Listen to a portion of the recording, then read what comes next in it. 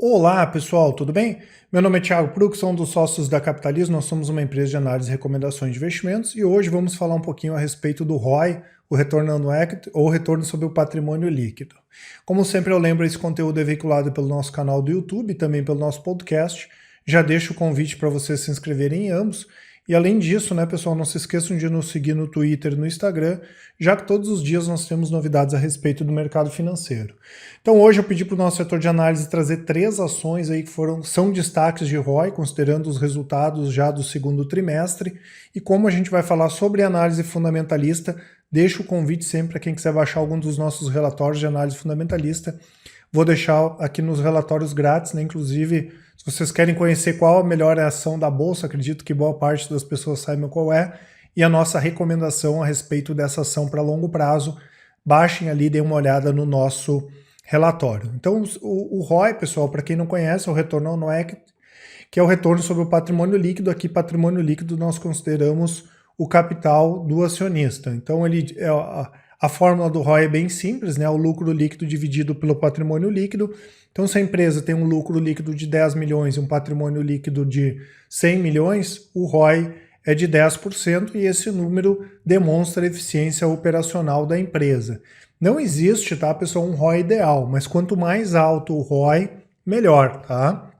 Só algumas coisas a gente tem que cuidar, nunca usar nenhum indicador isoladamente, né? Mas o ROI ele serve também para a gente filtrar aquelas empresas que têm os maiores retornos, até para a gente entender por que aquela empresa tem maiores retornos, né? Lembrando que, além desse cuidado de não utilizar o ROI isoladamente, é importante a gente lembrar que existem os lucros não recorrentes, né? Ou seja, a empresa vendeu uma outra participação numa companhia, vendeu um terreno, alguma coisa que não seja ligada à sua atividade operacional, né? E, e ela pode gerar algum resultado que em outros anos não vai se repetir. A gente tem o caso aqui da BB Seguridade que a gente vai comentar, que ela teve vários lucros não recorrentes, vários resultados não recorrentes nos últimos trimestres. Teve redução de capital, venda da participação do IRB, reestruturação societária com a Mafre, né, no ano retrasado, e são questões aí que não se repetem, né? Então a gente não pode pegar de maneira isolada. Como eu falei, é um bom indicador para a gente investigar e também comparar ativos do mesmo setor. E outro cuidado que a gente tem que ter, pessoal, que uma empresa que tem prejuízo e tem patrimônio líquido negativo, ela tem o ROI positivo, porque menos com menos dá mais. E eu já vi algumas pessoas errando em relação a isso aqui, comprando ações porque o ROI era 90%, 80%, e na verdade a empresa estava com prejuízo e com patrimônio líquido negativo. Então sempre é bom atentar a essa questão, tá? Mas é um indicador que os nossos analistas usam bastante. Tem o retorno sobre o investimento, que é o ROIC, e também o ROI, que é o retorno sobre o patrimônio. Esses dois indicadores, inclusive, o pessoal gosta muito de projetar como vai ser o ROI para frente, tá? Então nós temos 3 empresas aqui para conversar hoje, 2 do setor de proteínas, né? A Minerva com um ROI de 81,8%, a Marfrig com um ROI de 122% e a BB Seguridade com um ROI aí de 119%. Até vou comentar a respeito primeiro das empresas do setor de proteína, né, que se beneficiaram muito desde a época da gripe suína africana, né? Nós tivemos alta do dólar, as empresas passaram por um processo de desalavancagem bem bacana também, e a demanda continuou forte mesmo com a crise, né? Tiveram poucos dias ali quando nós tivemos o lockdown lá na China, né? Tivemos alguns dias sem negociação, mas fora isso as negociações correram normalmente. Lembrando que, claro, mexer com proteína, mexer com boi principalmente é um negócio bastante cíclico, né?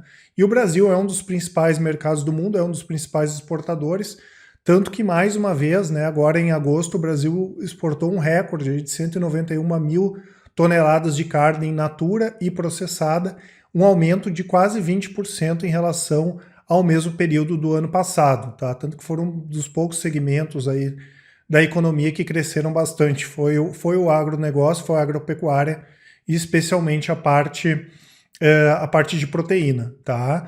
Então nós tivemos como destaque aqui 2 ativos do setor, né, Marfrig e a Minerva. Então começando aqui, né, pessoal, com a Marfrig, desculpa. A Marfrig é a segunda maior produtora de proteína do mundo, né, só atrás da JBS. a empresa tem capacidade para mais de 30 mil abates de cabeça de gado por dia, sendo que pouco menos da metade vem do Brasil, em torno de 16 mil, e os outros 40% dos Estados Unidos. Por outro lado, em termos de receita, cerca de 75% vem da operação da América do Norte e 25% das operações da América do Sul. Em termos de resultados, os resultados vieram fantásticos, né, pessoal? A receita subiu 54% no segundo trimestre desse ano em relação ao segundo trimestre do ano passado. Destaque, claro, para os melhores preços praticados no mercado interno das operações da América do Norte e para o aumento tanto no volume quanto do preço médio de exportações nas operações da América do Sul, e a valorização do dólar frente ao real ajudou bastante também. Como a gente viu ali, 75% das receitas vieram, né, pessoal, das operações da América do Norte, e cerca de 93% da receita líquida foi em dólares no segundo trimestre desse ano da Marfrig, tá? Então ela aproveitou esse bom momento que a gente vem falando de aumento de preços, aumento de dólar e também aumento da demanda aí ao redor do mundo, tá? Já a margem EBITDA foi recorde, né? Subiu aqui, o EBITDA ajustado subiu 263%, chegando a 4 bilhões de reais, e além do forte acréscimo de receitas, nós tivemos redução de custos, né, promovidas pela operação da América do Sul, e tivemos também o lucro crescendo absurdamente, né, pessoal, saindo de 87 milhões de reais no ano passado para 1,5 bi no segundo trimestre desse ano, com uma margem bem alta, com uma margem de quase 35%. Já a Minerva é uma das líderes na América do Sul na produção e comercialização de gado, exportação de gado vivo, eles têm em torno de 18% do market share, e processamento de carne bovina, suína e de aves, tá? Lembrando que eles também, como eles têm capacidade de desossa superior ao abate, né, a companhia consegue processar também o gado de terceiros, maximizando a rentabilidade, tá? E lembrando, né, pessoal, que o rebanho da América do Sul é o rebanho que no mundo, né, está crescendo. Então a demanda está crescendo e os rebanhos ao redor do mundo não estão acompanhando esse crescimento. A tendência até que eles permaneçam estagnados. Então a América do Sul é o continente que está mais bem posicionado para suprir todo esse crescimento aí na demanda, né, de carne ao redor do mundo. E a Marfrig é uma das empresas que vai liderar esse processo justamente pela liderança dela na América do Sul, lembrando que ela tem negócios no Paraguai, na Argentina, né, no Uruguai, além do Brasil. A parte fora o Brasil é a da Athena Foods, tá? Inclusive tem a possibilidade aí da Athena Foods abrir capital em algum momento, tá? Em termos de resultado também, os resultados vieram muito bons, né, pessoal? Receita subiu 9,3% em relação ao segundo trimestre do ano passado. Destaque para a divisão Indústria Brasil, com um aumento de 15,2%. As exportações representaram 72% das receitas, com crescimento de 25% em relação ao segundo trimestre do ano passado. Então, bastante forte, né, o resultado em função das exportações.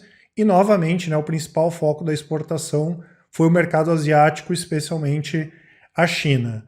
O EBITDA também subiu muito forte, né, 62%.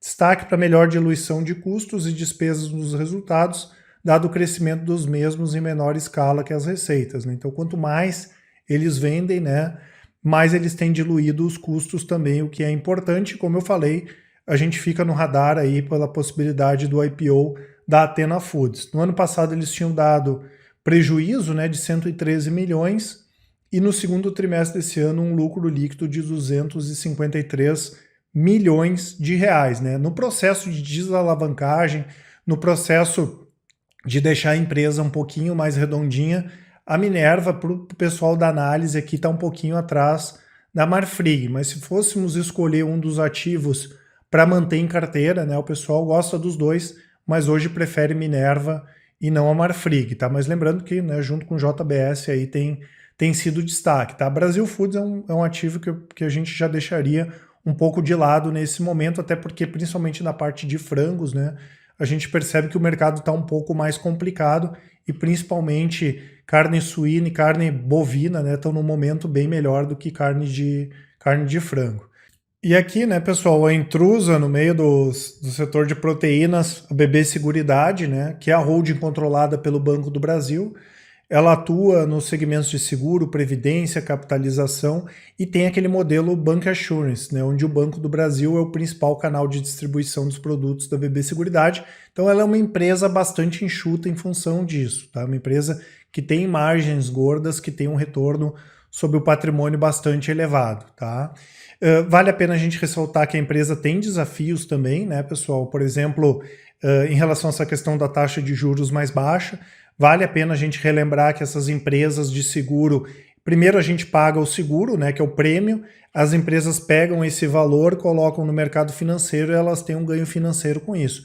E como a taxa de juros caiu bastante, o ganho financeiro das empresas de seguro é bem menor hoje. Claro que acaba compensando por outro lado também, vendendo mais seguro, né? Até porque a penetração de seguro no Brasil ainda é baixa quando a gente compara com outros países do mundo, e é uma tendência cada vez maior o brasileiro fazer previdência, fazer seguro de vida, fazer seguro do veículo, que o pessoal já tem um costume maior, mas principalmente seguro de vida e previdência vai aumentar bastante aí nos próximos anos. Em termos de resultados, os resultados caíram 7,1%, né? Lembrando que em relação ao primeiro trimestre, os resultados subiram quase 13%, principalmente por ganhos na Brasilprev, que cresceram quase 73% em relação ao primeiro trimestre desse ano. Então, o primeiro trimestre trouxe resultados mais fracos que o segundo trimestre, lembrando, né, que ainda no ano passado nós tínhamos o IRB aqui, né, então tinha não recorrente que acabou desbalanceando um pouco aí na nossa comparação, mas mesmo considerando com crise e tudo, o resultado caiu, e com esses não recorrentes, o resultado caiu bem pouco, tá? Em termos de sinistralidade, nós tivemos uma piora, né, nas áreas de seguros rurais, prestamista e de vida, né, que aumentou um pouquinho, mas ainda dentro dos conformes. Tivemos uma queda de despesas importante também, né, de 24,8%, e aqui o resultado financeiro que caiu bem forte, né, também em função dessa questão aí dos resultados no mercado financeiro menor. Caiu 80%, saindo de 43 milhões e meio para 8,4 milhões de reais. Ainda assim, o resultado veio bem positivo. O lucro líquido caiu bem pouco, caiu 9%, chegando a 981 milhões de reais. E considerando, né, que os resultados do primeiro trimestre tinham sido fracos, até se tinha uma expectativa do segundo trimestre, os resultados também serem fracos, o que acabou não acontecendo. O pessoal da análise aqui gostou bastante dos resultados, e BB Seguridade é uma empresa bem interessante, né, pessoal? Principalmente para quem tem o foco em pagamento de dividendos. E aqui, para finalizar, só para a gente trazer como foi ou como está o resultado aqui das ações, né, nos últimos 12 meses e nesse ano. Nesse ano, Marfrig está com uma alta aí de 63,35%, BB Seguridade está caindo 20%, inclusive está caindo mais do que o Ibovespa, que cai 12,4%, e Minerva cai 1,32%, então Marfrig o destaque aqui entre esses ativos, tá? E a rentabilidade de 12 meses, Marfrig sobe em torno aí de 96%, BB Seguridade em queda 6%, né? Tá bem lateral BB Seguridade nos últimos 12 meses, o Ibovespa está zerado praticamente, e Minerva sobe 60,73%, né? Destaque aí de alta para as ações do segmento de proteína, como eu falei, as nossas preferidas dessas três, BB Seguridade e também a Minerva no setor dela, tá certo, pessoal? Eu vou deixar nos comentários aqui para vocês os relatórios grátis, para quem quiser conhecer mais um pouquinho a respeito dos nossos produtos. Nós temos o Top Fundos, são recomendações de fundos de investimento, incluindo fundos imobiliários. O Invista em Ações, que é para quem quer montar carteira de longo prazo. Análise fundamentalista, tá, pessoal? Dividendos, empresas de crescimento, ações internacionais. O Carteiras, que é para quem quer montar carteira balanceada de investimentos, como renda fixa, tesouro direto, fundos de investimento, fundos imobiliários e a parte do Invista em Ações. O Full Trader, que é o nosso produto de recomendações de médio e curto prazo. Day Trade, Swing Trade, a nossa estratégia do rastreador de tendências, long short, opções, além das recomendações do Invista em Ações, e o Capitalismo Completo, que são todos os nossos produtos com desconto bem bacana. E além disso, né, pessoal, vou deixar todos os nossos contatos aqui na descrição. Quem quiser mandar um e-mail para a gente, nos chamar no WhatsApp ou dar uma ligada para bater um papo, com certeza a gente vai atender todo mundo com o maior prazer. Tá certo, pessoal? Um abraço a todos e até mais.